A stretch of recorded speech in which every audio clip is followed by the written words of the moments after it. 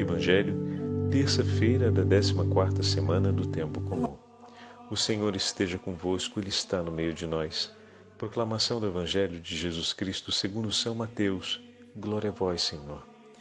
Naquele tempo, apresentaram a Jesus um homem mudo que estava possuído pelo demônio. Quando o demônio foi expulso, o mudo começou a falar. As multidões ficaram admiradas e diziam: nunca se viu coisa igual em Israel. Os fariseus, porém, diziam: é pelo chefe dos demônios que ele expulsa os demônios. Jesus corria todas as cidades e povoados, ensinando em suas sinagogas, pregando o evangelho do reino e curando todo tipo de doença e enfermidade. Vendo Jesus as multidões, compadeceu-se delas, porque estavam cansadas e abatidas como ovelhas que não têm pastor. Então disse a seus discípulos: a messe é grande, mas os trabalhadores são poucos. Pedi, pois, ao dono da messe que envie trabalhadores para a sua colheita. Palavra da salvação, glória a vós, Senhor. Terça-feira da 14ª semana do Tempo Comum, em nome do Pai, do Filho e do Espírito Santo. Amém. Queridos irmãos e irmãs, hoje a Santa Liturgia nos entrega a última parte do 9º capítulo do Evangelho de São Mateus. E olha que maravilha! Quantas pessoas têm o desejo de poder ler a Bíblia, né? Já ouvi tantas vezes as pessoas dizer: padre, eu gostaria de tanto de poder ler a Bíblia com maior regularidade e ler de uma forma orgânica para poder entender melhor os textos. E estamos concluindo hoje o 9º capítulo de São Mateus e começamos uma leitura do 5º capítulo há semanas atrás e, através da Santa Liturgia, estamos tendo essa belíssima linearidade da leitura do Evangelho de São Mateus. E detalhe, acompanhando todo o movimento do ano litúrgico com cada uma de suas celebrações, festas, solenidades, dias de memória. Olhem, meus irmãos e minhas irmãs, a beleza da Igreja do Senhor que nos entrega a Santa Liturgia. Bendito seja Deus. Aquela necessidade que você já sentiu no teu coração há tempos atrás, olha, ela tem resposta. Como Deus é bom, né? A resposta já existia antes de você sentir a necessidade. E agora que você sentiu a necessidade, você está tendo a chance de poder perceber que o Senhor dispõe por nós, todos os anos, uma grande oportunidade de poder mergulharmos na Sagrada Escritura através da Santa Liturgia e dessa forma beber da fonte mais cristalina dos mananciais do amor de Deus. Como a palavra de Deus tem o poder de transformar a vida daqueles que se dispõem com fé a ouvi-la e a guardá-la no coração. Então agradeçamos ao Senhor por mais esse passo que estamos completando hoje com o 9º capítulo de São Mateus, e dessa forma ouvimos agora o último dos milagres, do grupo dos 10 milagres, o último dos 4 milagres que compõem o terceiro grupo desses 10 milagres que falávamos há alguns dias atrás, quando começamos o itinerário do 8º capítulo até a conclusão do 9º capítulo, com a pregação do reino dos céus feita pelo Senhor e descrita pelo evangelista. Mais uma vez, observamos como a narrativa de Mateus ela é enxuta por aquilo que falávamos ontem. Mateus, e repetimos algumas outras vezes, tem um objetivo mais claro e direto de levar o seu interlocutor a participar de um testemunho de fé, a declarar, através de uma experiência, a sua profissão de fé. E hoje vemos algumas pessoas, logo que saíram, sempre nesses 4 milagres, a narrativa de um deles nós saltamos, que é a cura dos 2 cegos, que fica entre o versículo 27 e o versículo 31, temos a chance de poder lê-la depois, mas teremos a ocasião, ao longo do ano litúrgico de voltar exatamente sobre esse trecho, então não se apressem. A liturgia vai nos entregar no momento oportuno a meditação desse milagre aqui, digamos assim, dos 4 últimos nós saltamos por um instante.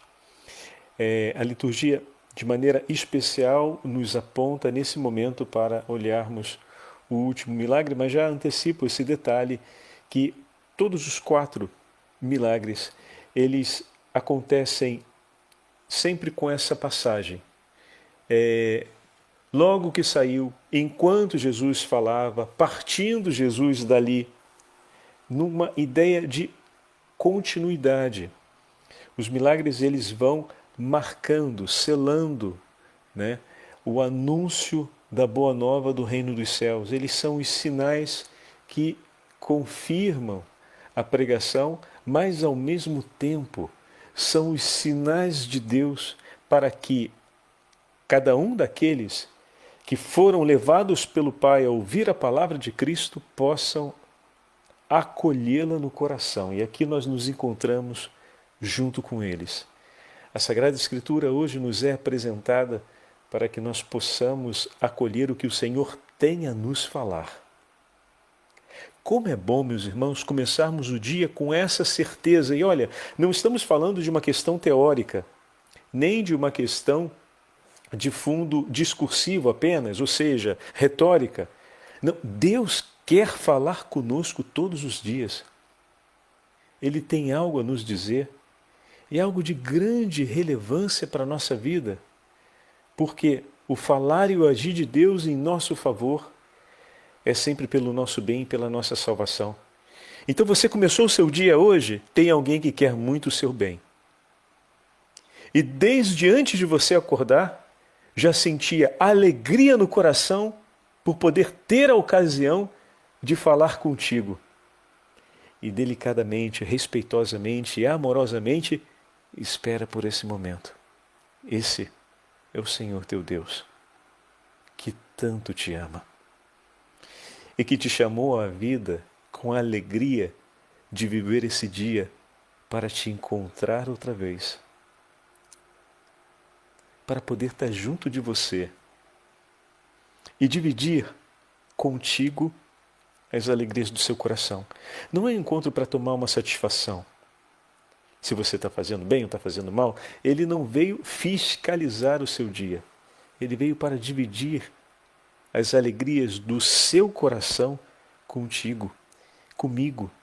E que alegrias são essas, meus irmãos? Hoje nós vamos ter a chance de ouvir algumas palavras de Santa Margarida, Maria Alacoque, que nos fala a respeito do coração do Senhor que divide conosco as suas alegrias. Mas, padre, Santa Margarida Maria Alacoque, do dia 16 de outubro, o senhor vai falar com a gente hoje, mas por quê? Hoje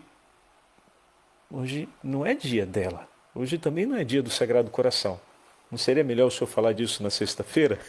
Muito bem, pode ser que eu recupere esse texto e eu recuperarei seguramente em alguma primeira sexta-feira do mês.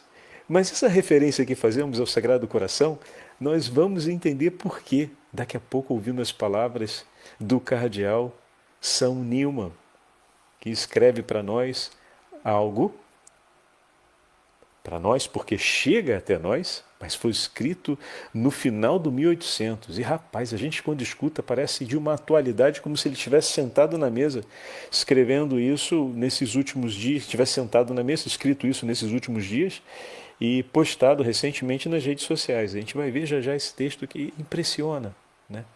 Impressiona pela beleza. E quando encontramos um texto assim tão atual como aquele que citei para vocês de São Doroteu de Gaza,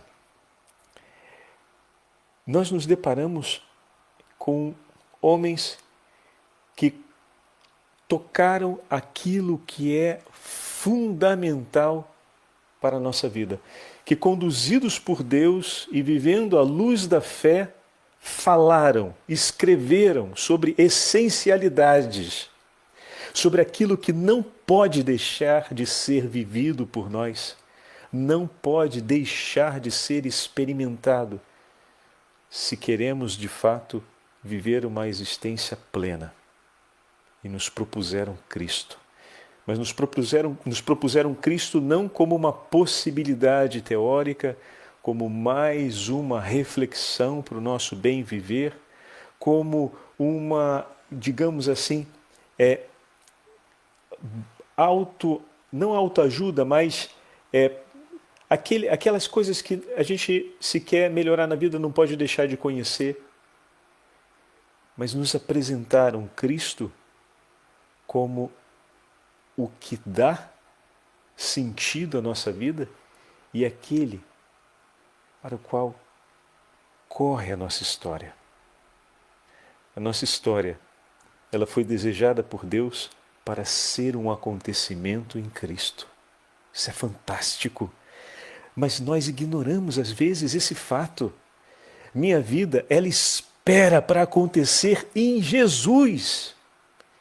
É Ele, aquele a quem eu estou chamado, desde toda a eternidade, a conhecer e a unir-me a Ele.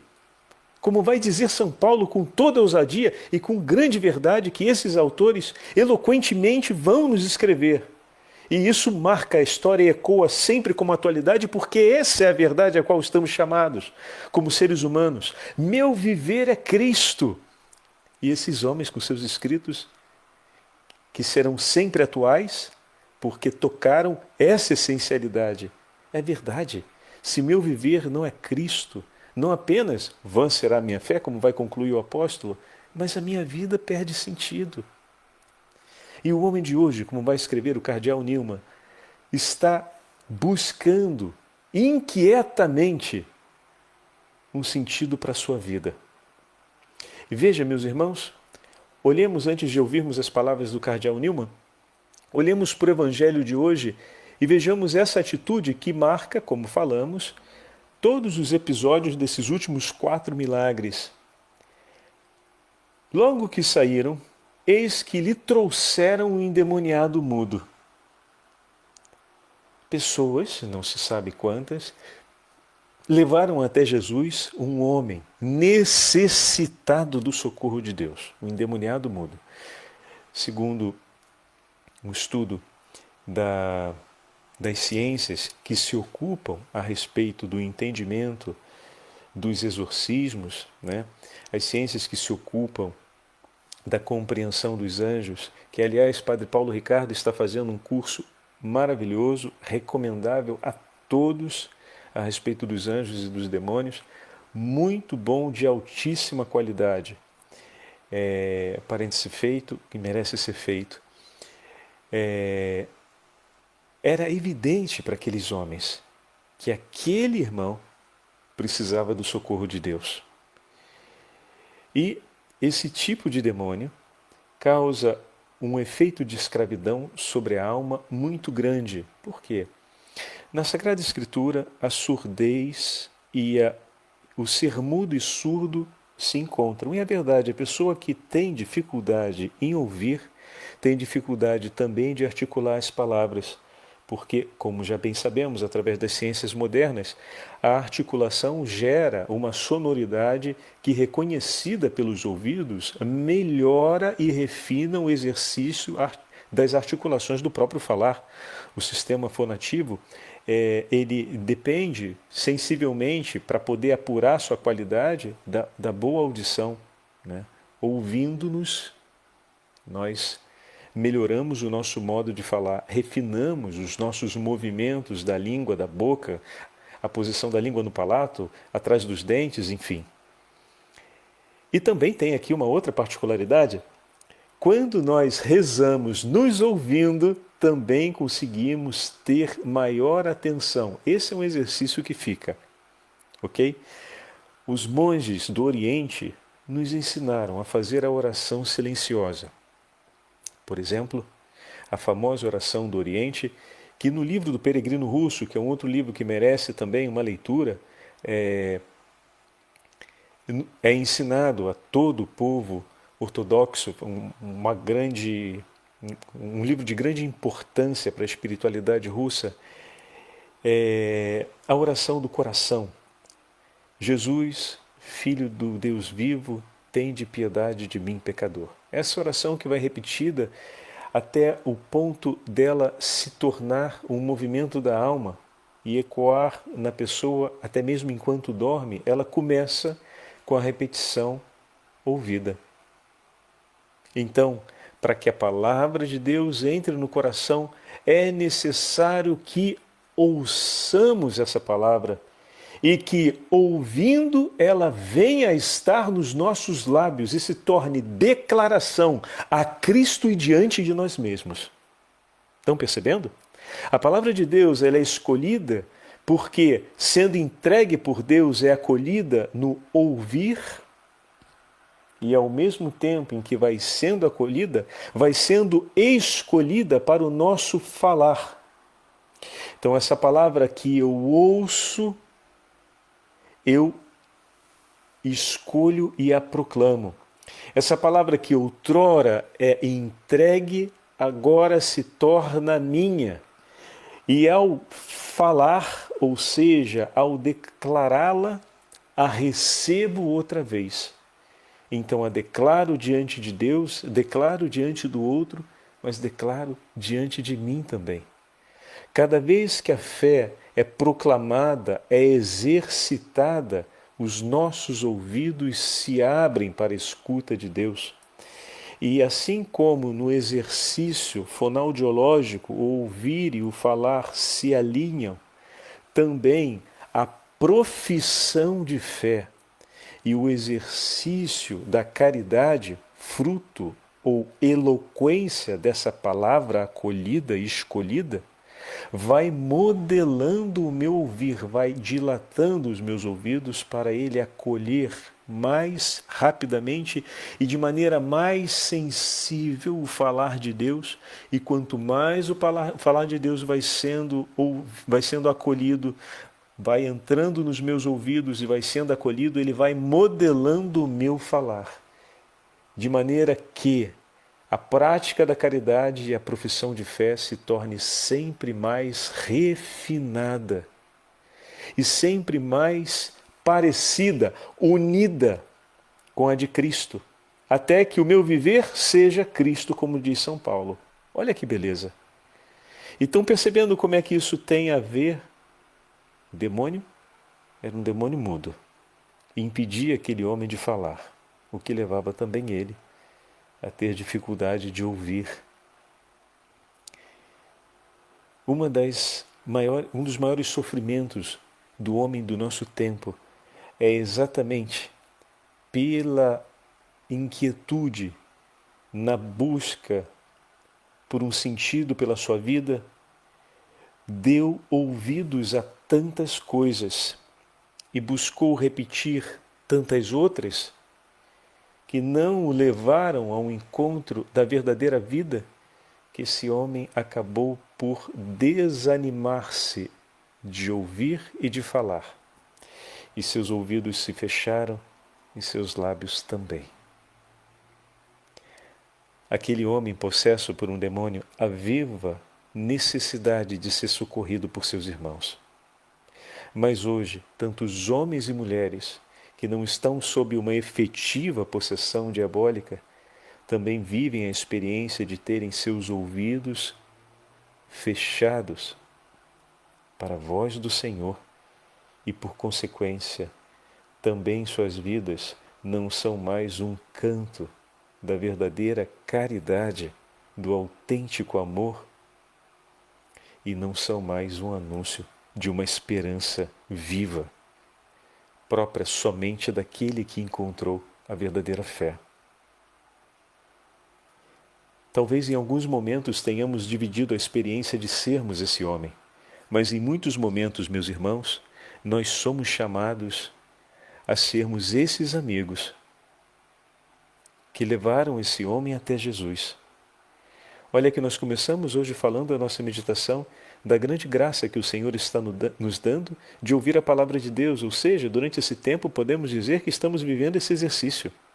Os nossos ouvidos se abrem e nós estamos acolhendo pouco a pouco a palavra de Deus, esse grande tesouro desse Senhor que fala conosco, e a nossa vida está sendo modelada. Ao professarmos e renovarmos a nossa profissão de fé, ao exercitarmos a prática da caridade, como tão concretamente temos visto juntos ao longo das nossas meditações, o nosso coração vai se tornando como o coração daqueles homens que, vendo a necessidade do amigo, o levam até Cristo. E muitas vezes esse homem que precisa chegar até o Senhor é um filho, um esposo, um primo, um tio, um irmão, um marido, uma esposa, uma mãe, um pai. E se o Senhor está preparando o teu coração, se o Senhor está te dando a graça de ouvir a sua palavra, e de a cada dia poder escolher essa palavra desse Deus que fala com tanto amor a ti, e colocar em prática essa palavra, agora proclamando-a, Ele está preparando o teu coração para que você seja nas suas mãos o instrumento que vai ajudar esse irmão a chegar até Ele, porque Ele quer curá-lo dessa surdez. Ele quer levá-lo a proclamar com clareza e em bom alto, em bom tom, um testemunho de vida, um testemunho de caridade, um testemunho de fé. Não tenha dúvidas disso, o Senhor quer. Ele quer. E nos deu o dia de hoje para falar conosco dessa beleza. Como é bom ouvirmos isso e termos a chance de ver como a segunda parte do Evangelho de hoje se concretiza. O Senhor viu a multidão e teve compaixão, pois eram ovelhas cansadas, sem pastor. Pedi, pois, ao Senhor da colheita que envia operários. Vocês estão vendo como é que se preparam os operários do Senhor? Muito bem, bem-vindos. Vocês foram contratados. Não só, brincando, não só os operários, aqueles que vão à frente do povo como pastores do rebanho, mas todo batizado se torna também um anunciador do Evangelho, um evangelizador. Então o Senhor nos prepara e nos envia como operários para essa messe.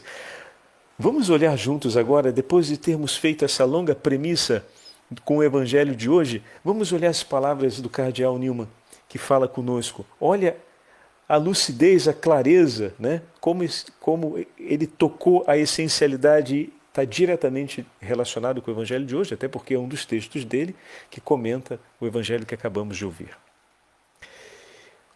Olhai em volta, meus queridos irmãos, por que há tantas mudanças e lutas, tantos partidos e seitas, tantos credos à nossa volta? Por que os homens estão insatisfeitos e inquietos? É por essa razão.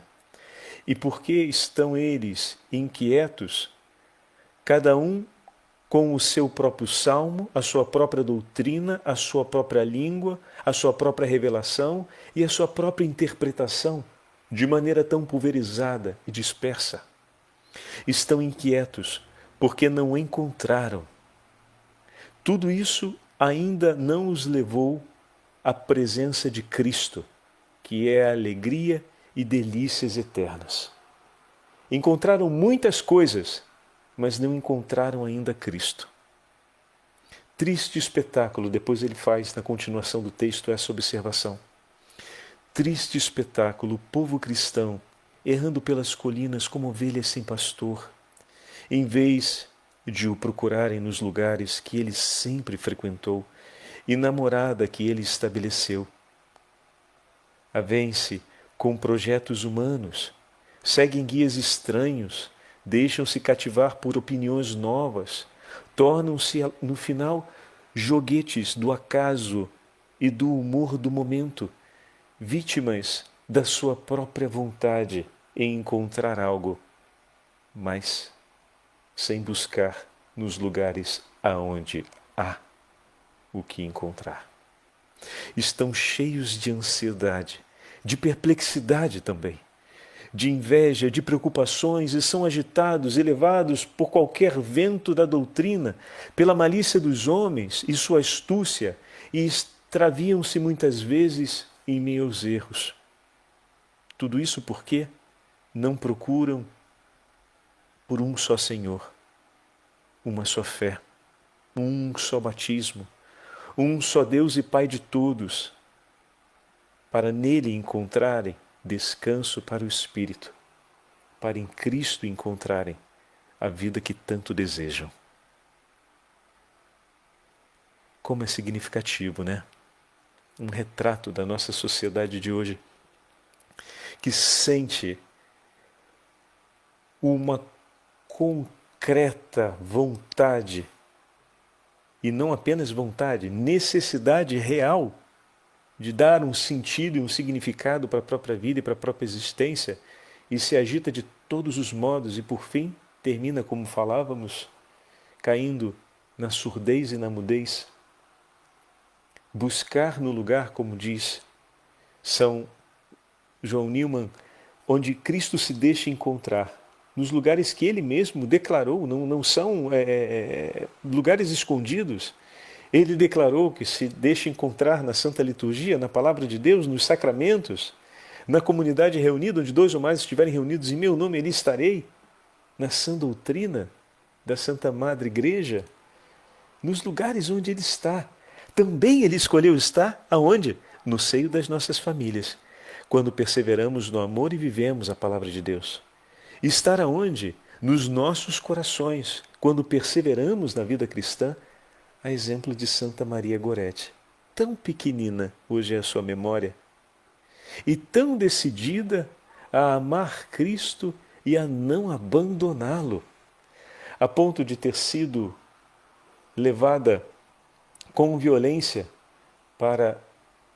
pelas mãos de um homem perverso que queria seduzi-la e impor sobre ela a satisfação de suas vontades, e ela se recusa com toda a força, tão pequenina e frágil, mas se recusa com toda a força, e aqui a gente vê o socorro de Deus, porque pela sua fragilidade e fraqueza não teria condições de suportar, mas não apenas suporta, mas permanecendo vigorosa no amor a Cristo, não só na rejeição do mal, mas no desejo de amá-lo. Aquele que é o seu agressor se vê tomado por uma ira e por uma cólera a um ponto tal que, puxando de um punhal, esfaqueia Santa Maria Gorete e a leva à morte. E quando socorrida, encontrada sangrando, socorrida no hospital antes de morrer, declara que o perdoa e diz que fará de tudo para tê-lo consigo no paraíso. Oh, meu irmão, minha irmã, tão pequenininha, ainda uma menina de 12 anos, e conheceu o amor de Deus com tanta intensidade. E não via naquele que contra ela se levantou como um inimigo hostil a figura de um real inimigo, mas a figura de um irmão perdido. E rejeitando e lutando contra a maldade e a malícia declarada no seu coração, para permanecer com Cristo, foi um farol para aquele homem, que na hora não conseguiu ver a luz do Senhor e arrepender-se do seu ato. Mas depois em sua vida se arrepende daquilo que fez e morre recolhidamente e em vida de oração, espiando em penitência pelo mal que fez. Mesmo depois de ter sido absolvido, 10 anos depois foi liberado por boa conduta daquele homicídio, e durante o seu tempo de encarceramento viveu uma grande conversão, e ele esteve presente no dia da canonização de Santa Maria Gorete. Olha que fantástico, que fantástico. Sempre há esperança em Deus, meus irmãos. Sempre há esperança em Deus. Esse é o Senhor que não apenas dá sentido à vida, mas transforma a história de nossas vidas. Até aquilo que parece ser completamente sem sentido. Quando tudo é entregue nas mãos de Deus, tudo se transforma. Isso nos fala São Francisco de Assis. Eu queria dividir com vocês esse trecho de São Francisco de Assis, antes de trazer as palavras de Santa Margarida Maria sobre o coração de nosso Senhor, esse coração que tanto nos ama e que pede operários para a messe. Diz assim: São Francisco de Assis escreveu muito pouco. Essa é uma de suas cartas escrita aos membros da ordem, falando sobre a dignidade do sacerdócio e a beleza da Santa Eucaristia. Eu vou ler só um trechinho. Ele, no trecho anterior, falou a respeito da dignidade dos sacerdotes. Ele diz: reparai vossa dignidade, irmãos sacerdotes, e sede santos, porque Ele é santo. E na continuação do texto ele vai dizer: que todo homem tema, que o mundo inteiro trema, que o céu exulte quando Cristo, o Filho de Deus vivo, se encontra sobre o altar entre as mãos dos sacerdotes. Que grandeza admirável, que bondade extraordinária, que humildade sublime.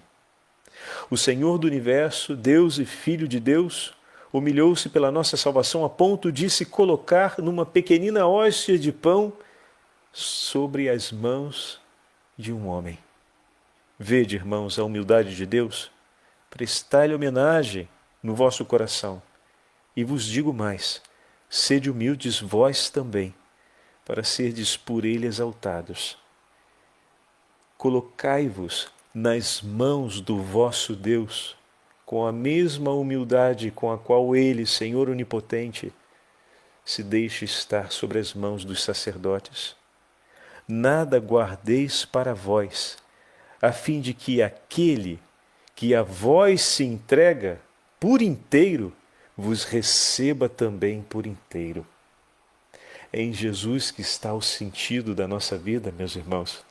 E Santa Margarida Maria nos escreve assim, falando do Senhor. Aqui procuramos, aqui essa geração procura e está se perdendo, inquieta, ouvindo tantas vozes e deixando de ouvir a voz do Senhor.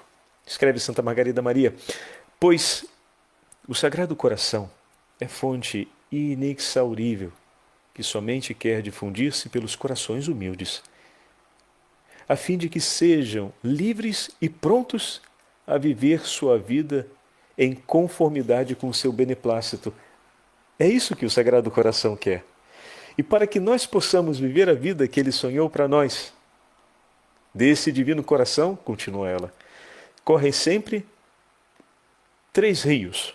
O primeiro é de misericórdia pelos pecadores, derramando neles o espírito de contrição e de penitência.